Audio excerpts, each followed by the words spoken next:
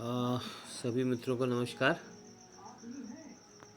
आपको कुछ सामान्य से इंस्ट्रक्शन देने हैं जिसके संदर्भ में ये छोटी सी बात मैं अपनी रख रहा हूँ।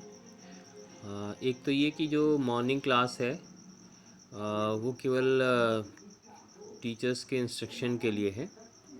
उसमें क्लासरूम का जो सब्जेक्ट है उसका डिस्कशन पॉसिबल नहीं है।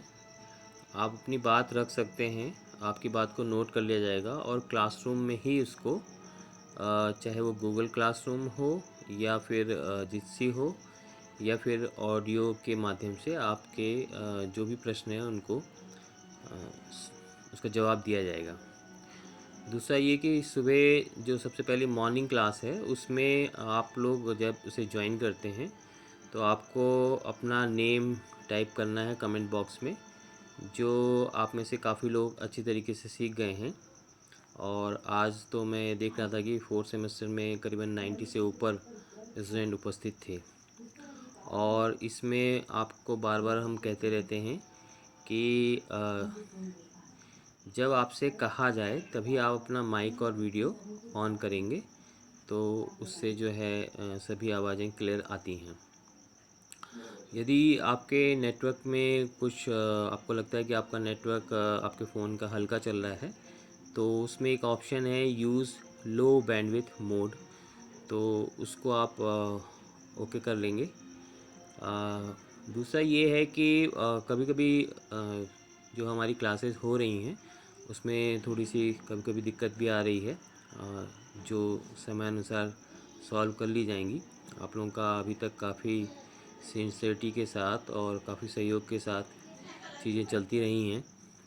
इन संदर्भ में मैं ये कहूँगा कि देखिए हर एक आपके पास जो डाटा पैक होगा उसकी एक लिमिट भी होगी और जो डाटा की जो अवेलेबिलिटी है कई बार किसी के फ़ोन में डाटा पैक नहीं होता है तो उसकी भी दिक्कत रहती है।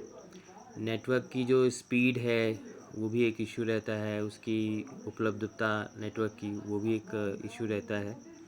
आपके जो एंड्रॉयड फ़ोन है उसकी कैपेसिटी उसकी रैम पर भी कई बार इशू रहता है और कई बार तो ऐसा भी होता है कि किसी किसी क्षेत्र में किस समय लाइट की उपलब्धता नहीं होती है तो वो चार्ज होने में भी दिक्कत रहती है, आपके पास पावर बैकअप नहीं होता है। पर इन सभी चीज़ों के बीच में भी हम लोग बहुत अच्छा पिछले 13 तारीख को हमने गूगल क्लासरूम बनाया था, तब से काफ़ी अच्छा हमने कवर किया है और काफ़ी हमने सिलेबस कवर किया है। जो रिमेनिंग रह गया है उसको भी हम आसानी से कवर कर लेंगे और रिवीजन भी करेंगे।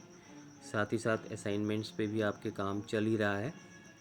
असाइनमेंट्स के संदर्भ में मैं ये कह दूं कि जैसे कि आपने देखा होगा कि एक मैंने असाइनमेंट B203 में दिया था तो उसमें करीबन 14 लोगों ने अपना असाइनमेंट भेज दिया है और अभी बाकी लोग ने असाइनमेंट नहीं भेजा है और हम ये चाहेंगे कि आप लोग इसी माध्यम से अपने असाइनमेंट भेजें। किसी किसी समय स्थिति कोई परिवर्तित हो सकती है लेकिन नॉर्मल जो मोड रहेगा वो यही रहेगा।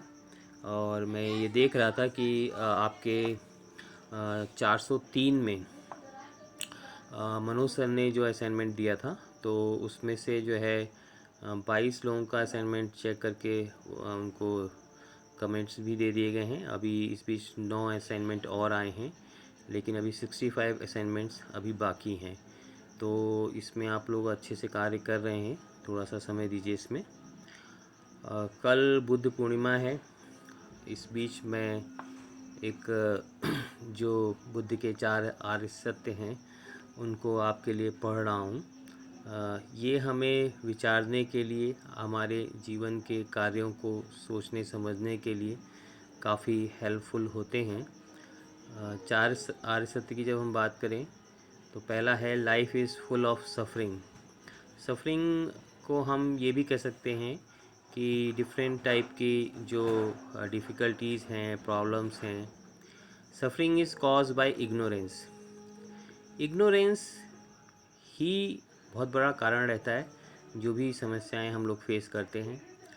और व्हेन इग्नोरेंस आर रिड्यूस, जब हम अपनी अल्प ज्ञान को या अज्ञान को कम करते हैं तो सफरिंग भी कम होती है।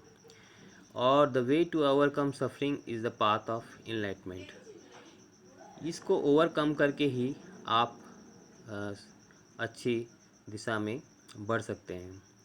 किसी और ने भी इसी को अन्य शब्दों में इस प्रकार से कहा कि पहला सत्य है सफरिंग, दूसरा कॉज ऑफ सफरिंग, तीसरा एंड ऑफ सफरिंग और चौथा path leading to the end of suffering.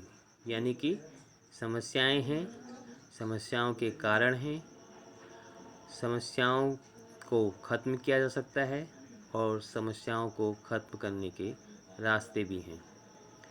Suffering, the cause of suffering, the possibility of the cutting of that cause, the path to doing so. ये एक काफ़ी सुंदर हम लोग के सामने विचार है। कल बुद्ध पूर्णिमा है, इसको हम पुनः विचार करेंगे और इन बातों पर और अपने आगे के मार्ग को कुछ और प्रकाशित करेंगे, क्योंकि बुद्ध ने कहा है अप दीपो भव, यानी कि अपने दिए आप खुद बनिए। इन्हीं शुभकामनाओं के साथ ये सेक्शन में समाप्त कर रहा हूँ।